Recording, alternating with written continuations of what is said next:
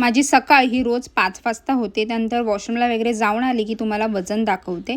आणि आजचं हे माझं वेट आलेलं आहे. दिवसाची सुरुवात ही मी नॉर्मल गरम पाण्याने केली आहे. अंघोळ वगैरे उरकून मी रोजच्याप्रमाणे आजही एक्सरसाइज झुंबा आणि नॉर्मल एक्सरसाइज केलं आहे. आता जर तुम्ही माझं वजन बघत असाल काही दिवसांपासून तिथेच आहे किंवा थोडंसं वाढतं आहे, याचं कारण एवढंच आहे की माझे पिरियड्स डेज आहेत ते जवळ येत आहेत आणि माझ्या बॉडीला तशी सवय आहे की म्हणजे पिरियड्स यायच्या एक आठवडा आधीपासूनच माझे हे बॉडीमध्ये चेंजेस होत असतात. त्यामुळे वजन हे तिथेच असतं किंवा वाढतं. हे तुम्ही आधी माझ्या व्हिडिओज बघत असाल तर तुम्हाला तसं जाणवत असेल. या दिवसांमध्ये माझं वजन हे असंच असतं.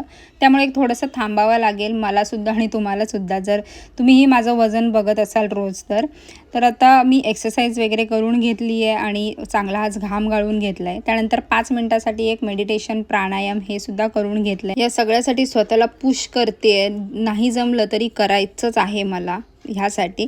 त्यानंतर मी घेतलेली आहे माझी ब्लॅक कॉफी आणि किचनमध्ये जाते सगळं काही जेवण करायला. रिझल्ट स्लो आला तरी चालेल, फक्त कन्सिस्टंट राहायचं आहे आणि पेशन्स ठेवायचे आहेत. या 2 गोष्टी खूप इम्पॉर्टंट आहेत वेट लॉस जर्नीमध्ये. कारण पेशन्स असेल तरच तुम्ही कन्सिस्टंट राहू शकता. आता मी माझं जेवण करून घेते आणि आज मी ब्रेकफास्ट नाही केला आहे कारण मला लेट झाला थोडंसं सगळं जेवण करेपर्यंत आणि ऑफिसला निघायला तयारी करायला. त्यामुळे डायरेक्ट मी माझा लंच घेतला आहे. पनीर आणि शिमला मिरचीची भाजी घेतली होती. चांगलं भरपूर पनीर घेतलं आहे आज मी. आवडत नाही आहे तरी पण खाणार आहे जबरदस्ती. आणि त्यानंतर भाकरी घेतली आणि कोशिंबीर घेतली आहे दही टाकून. ऑफिसला निघते आहे पटकन.